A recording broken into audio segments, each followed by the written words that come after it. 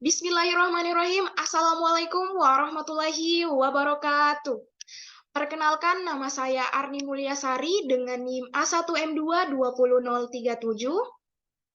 Dalam video kali ini, saya akan menjelaskan beberapa model pembelajaran yang digunakan oleh tenaga pendidik dalam proses pembelajaran yang ada di Indonesia. Seperti yang telah terlihat di layar, ada 4 model pembelajaran yang akan saya jelaskan satu persatu. Yang pertama ada project-based learning, kemudian yang kedua ada problem-based learning, selanjutnya discovery learning, dan yang terakhir inquiry learning. Oke, yang pertama definisi dan karakteristik dari project-based learning. Project-based learning adalah model pembelajaran yang menggunakan project atau kegiatan sebagai inti pembelajaran. Siswa melakukan eksplorasi, penilaian, interpretasi, sintesis, dan informasi untuk menghasilkan berbagai bentuk hasil belajar. Kemudian, pada project-based learning ini juga merupakan model belajar yang menggunakan masalah sebagai langkah awal dalam mengumpulkan dan mengintegrasikan pengetahuan baru berdasarkan pengalaman peserta didik dalam beraktivitas secara nyata. Adapun karakteristik yang tercakup dalam project-based learning antara lain, yang pertama, penyelesaian tugas dilakukan secara mandiri, dimulai dari tahap perencanaan, penyusunan, hingga pemaparan produk atau pemaparan proyek. Kemudian selanjutnya, peserta didik bertanggung jawab penuh terhadap proyek yang akan dihasilkan. Kemudian, proyek melibatkan peran teman sebaya, guru, orang tua, bahkan masyarakat. Kemudian karakteristik selanjutnya adalah melatih kemampuan berpikir kreatif dan situasi kelas sangat toleran dengan kekurangan serta perkembangan dari sebuah gagasan. Oke, selanjutnya kriteria project-based learning. Peserta didik membuat keputusan tentang sebuah kerangka kerja.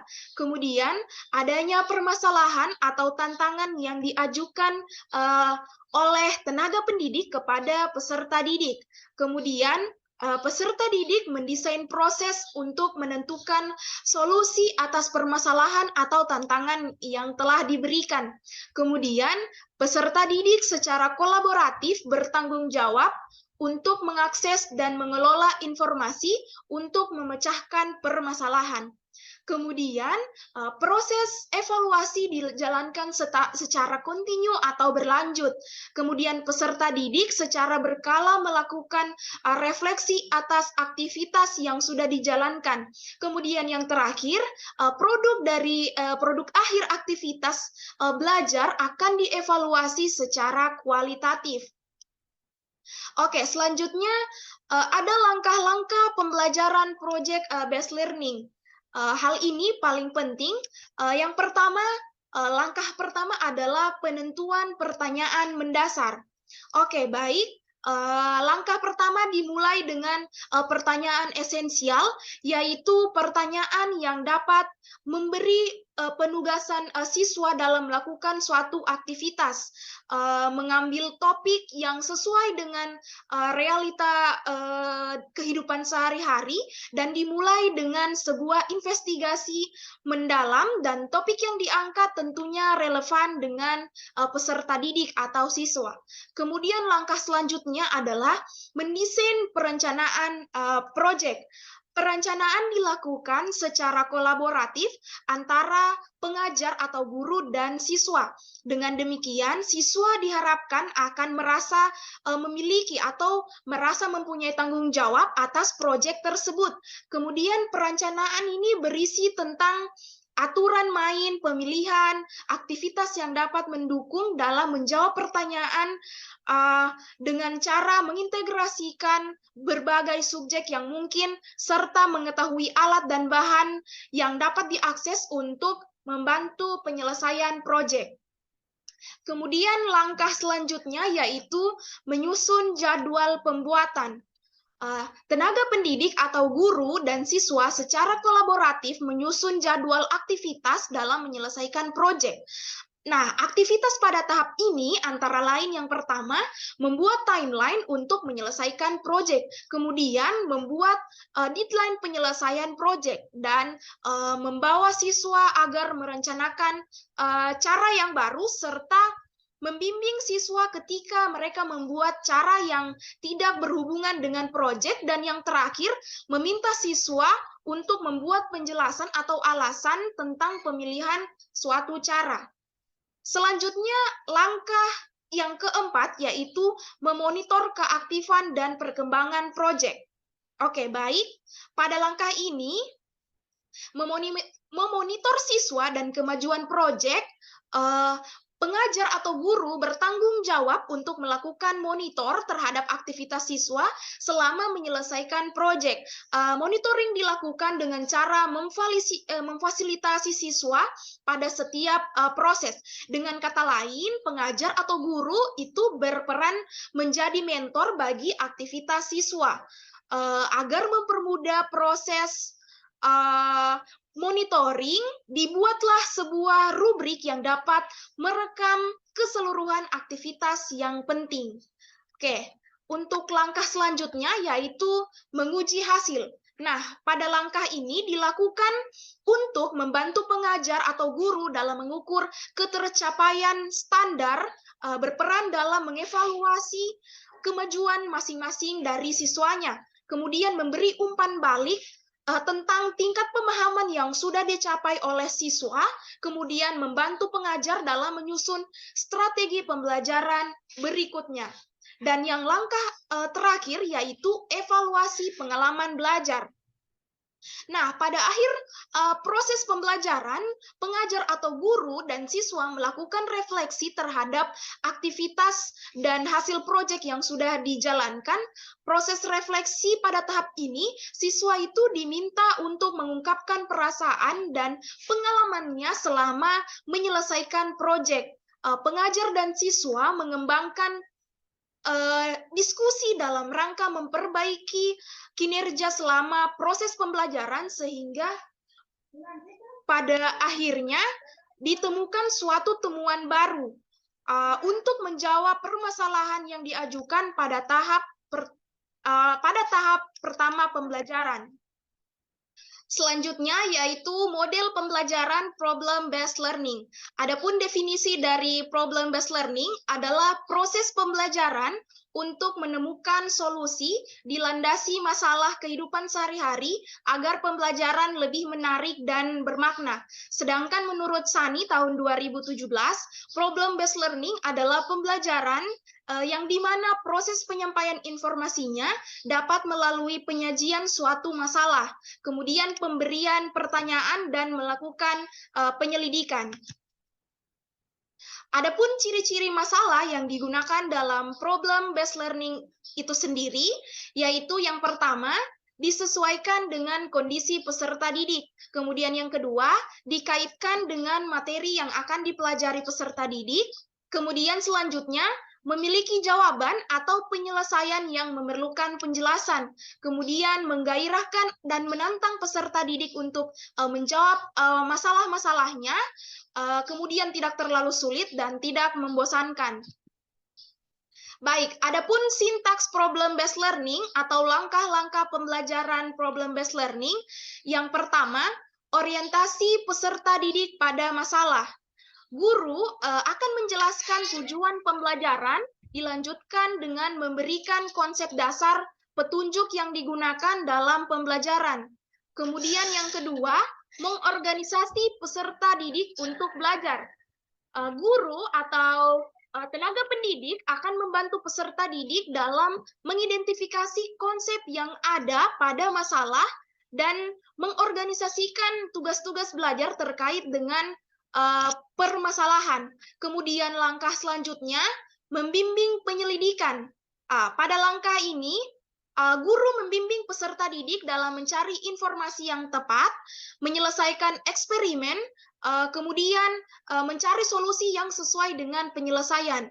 Kemudian langkah yang keempat yaitu mengembangkan dan menyajikan hasil karya.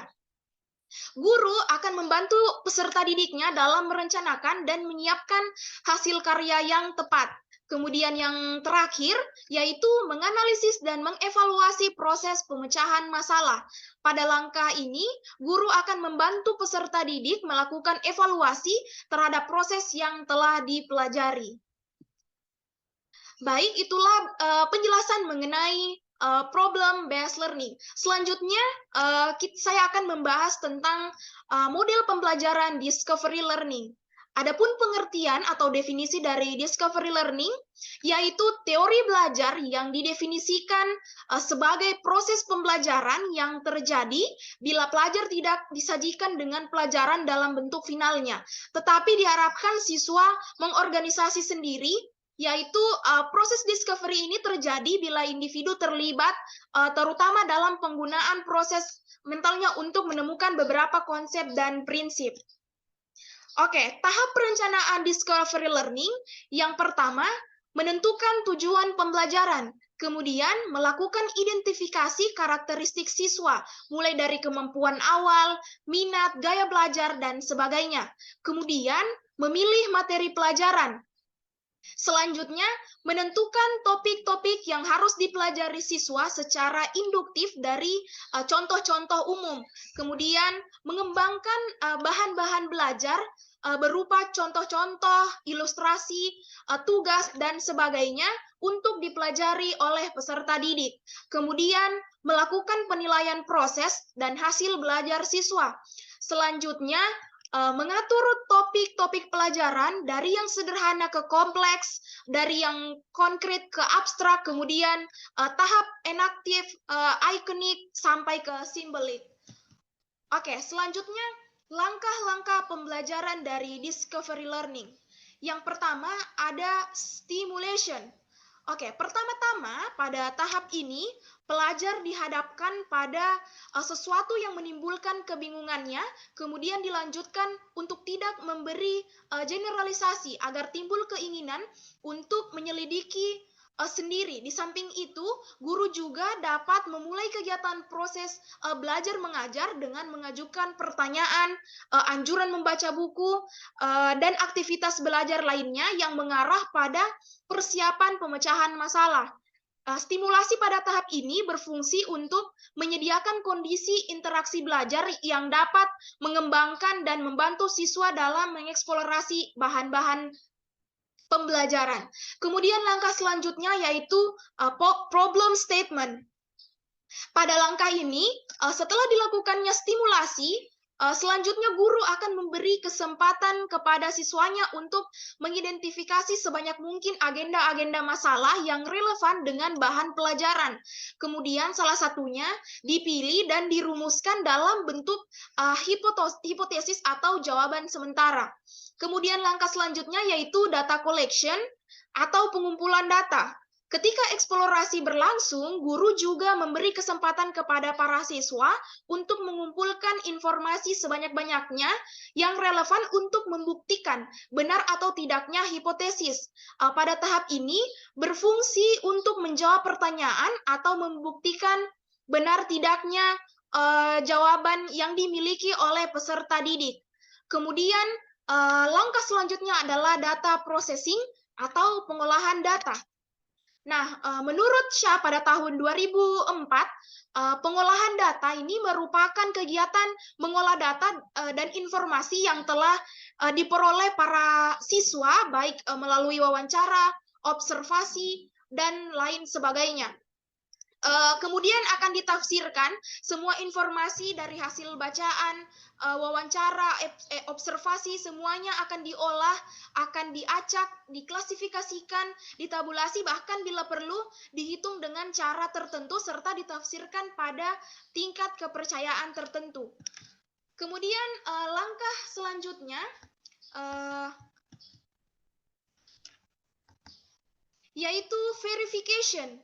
Oke, pada langkah ini Siswa melakukan pemeriksaan secara cermat untuk membuktikan benar atau tidaknya hipotesis yang diterapkan sebelumnya dengan temuan alternatif, kemudian dihubungkan dengan hasil data processing.